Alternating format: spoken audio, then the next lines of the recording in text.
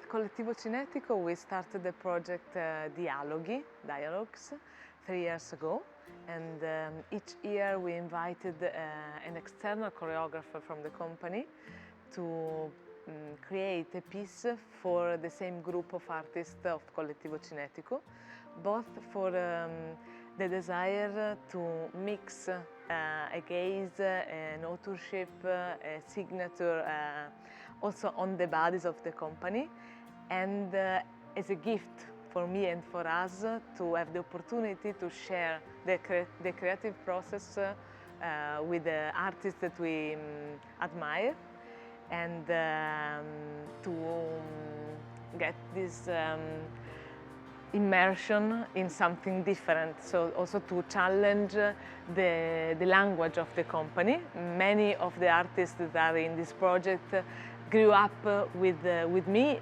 with CollettivOCineticO, and this is the only kind of training that they had, so I think that it's very important to open up. The first year we invited Sharon Friedman, that is also a friend that I grew up with somehow artistically, and he created a work with the collaboration of Ofer Smilansky with a very strong visual impact. In the second year we invited Enzo Cosimis, an Italian choreographer, that created a piece about Penthesilea in the Kleist version.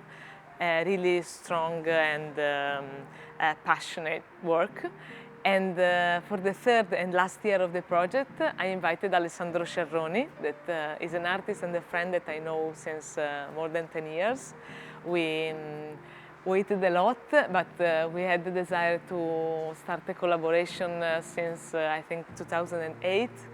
And now we took this opportunity. The process was really incredible, both from a human point of view and an artistical point of view. I chose him because his language is very different from ours, and this is one of the reasons why I also like it so much. The way he has to create, to observe the bodies and to imagine the work is somehow, I feel, complementary to mine.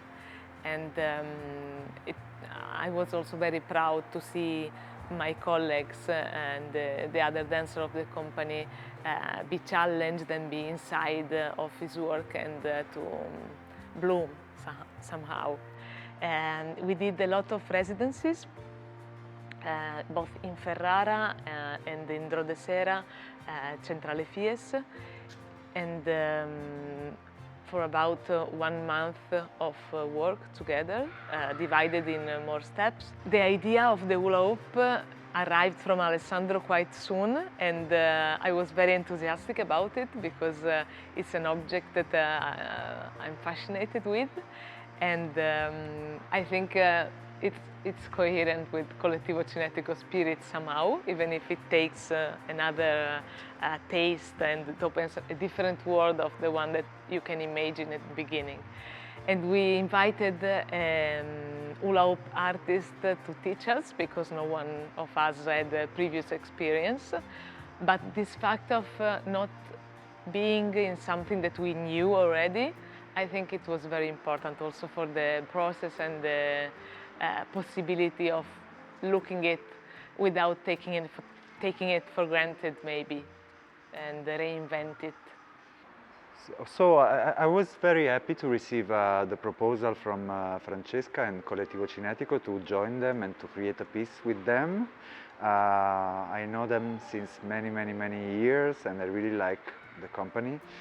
And so when she asked me to think about a project for the company, I really thought all of a sudden about the idea of the hula hoops, because I thought it was a good tool for the company to explore, and I was very happy when I saw that they were happy about the idea of working on that.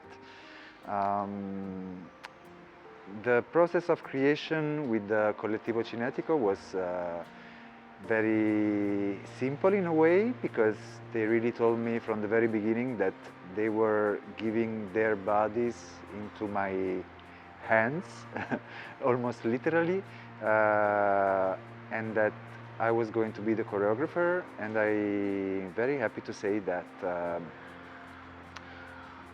it was working beautifully, because the company is so full of energy, enthusiastic, and curious about the object that we selected, and also to being in observation of a new process of creation that is very different from the way they normally work. The creation started just after the lockdown in Italy, and it was also interesting to pass through these very strange feelings that we all had during the lockdown. So we were very happy to come out from our houses and have the chance to create something. I don't think that the piece talks about the period that we were passing through, but in a way, I think that the body releases on the stage some kind of vibration that maybe we were all unconsciously collecting during the lockdown. We decided to use an already existing piece of music that is a very beautiful piece from John Cage from 1948. It is called In a Landscape, and he was writing that is a piece to concentrate and to connect with what you consider divine. And I think that it was a good choice, because normally when you think about hula hoops or objects that are connected with some circus practices, you think about the idea of making something acrobatic or special or entertaining audience.